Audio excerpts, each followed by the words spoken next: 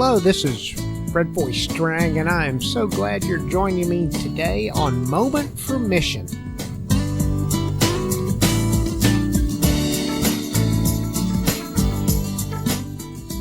Today we're having a book review.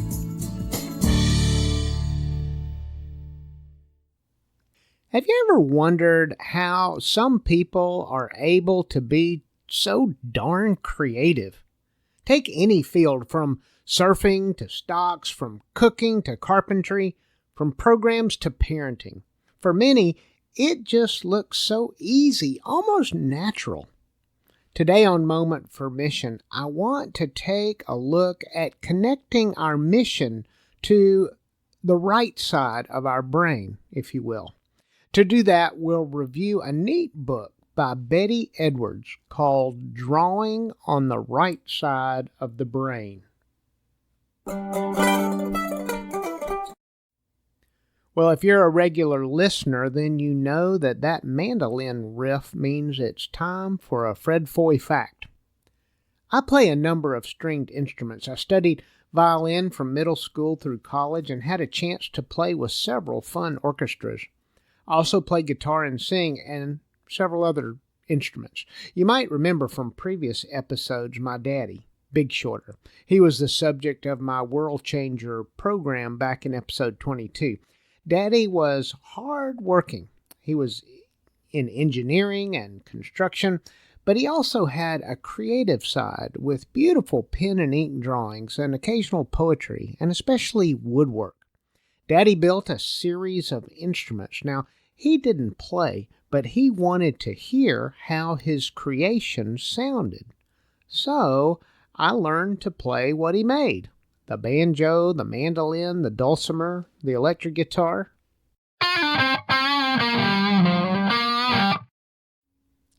Well, last week, as you tuned in, you heard that I was on vacation with my family, and we had an interesting roundtable discussion revolving around the idea of inspiration, or the muse, and how these artists grapple with that.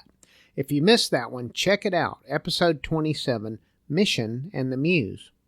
One of the many salient points that came from that rich time was a clarion call for giving oneself the time, the space, the place, the quietness needed to create.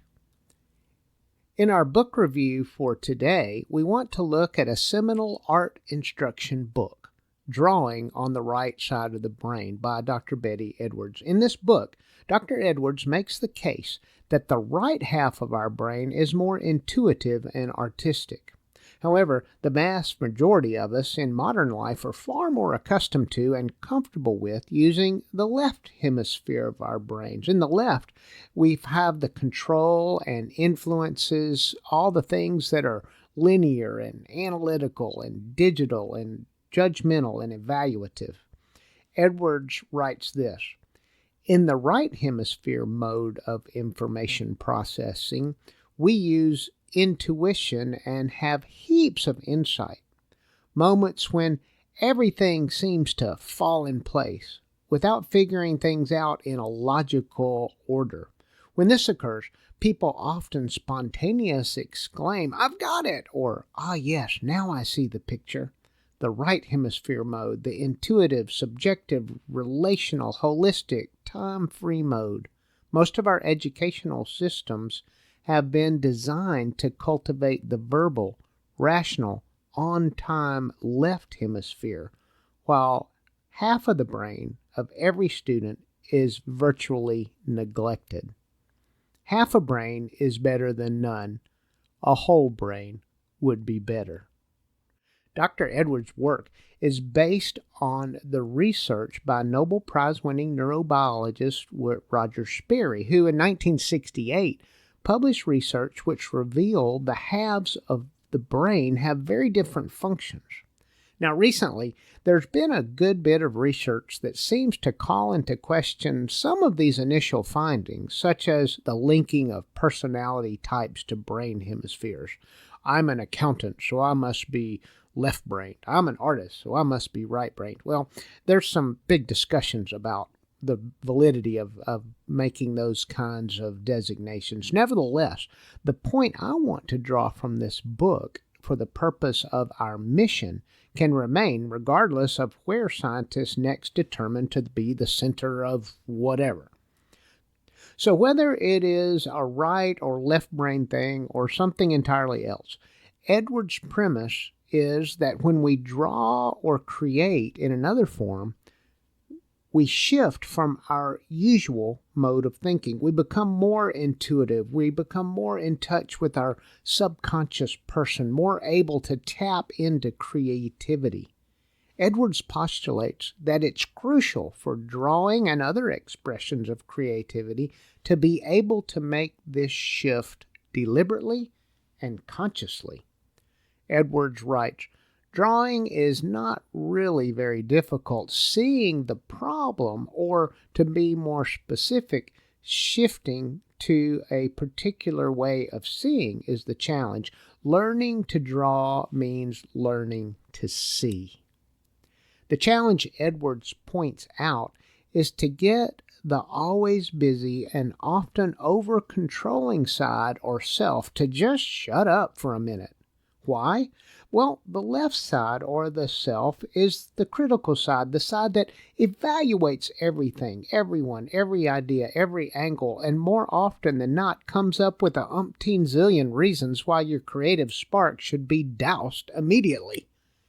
In the book, there are a number of art exercises that deliberately focus on trying to quieten the critical self and encourage the visual self.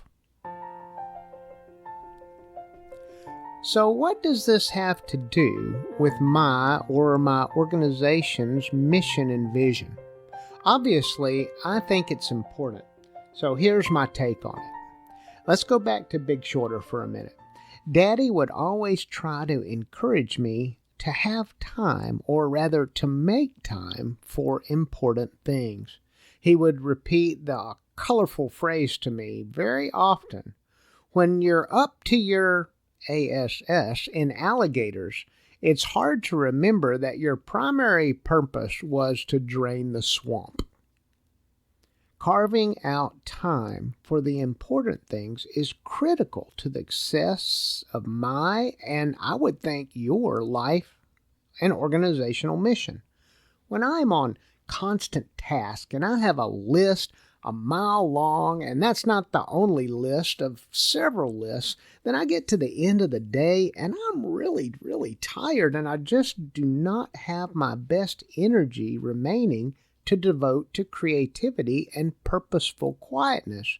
In fact, at those points, if it gets too quiet, I am quickly snoring and off to La La Land. It's hard for me to feel okay about giving myself time and space and place and quietness that I need to create, but I'm learning to do that because I'm realizing just how important it is. I've been acculturated to value busyness, industry, hard work, and those in and of themselves are certainly great things. However, I've found that they can easily take over my entire life, and that just wears me out. Human anatomy shows us there are two distinct hemispheres of the brain. Neuroscientists, of course, will continue their studies on what controls what, and they'll reveal to us their latest findings in due course. I think that we have both a right and a left hemisphere, and as Edwards said, a whole brain is better than half a brain any day. My suggestion is that we use the entire person that God gave us to make a positive impact on the things that He puts before us. Sure, there are times when we need to analyze, scrutinize, and work hard to tackle a task, but equally so, there are times when we need to ponder and pray and allow ourselves to be inspired to create. Edwards challenges us with this thought: creativity is the ability to find new solutions to a problem or a new modes of expression. Thus, it brings into existence something new to the individual and to the culture. So drawing on the right side of the brain, thinking on the right side of the brain, mission on the right side of the brain. What will be your moment for mission today? Just make sure to take that time for yourself and for your mission. This is Dr. Fred Foy Strang. Thank you so much for joining me. Don't forget to subscribe to this podcast, and we'll see you next time.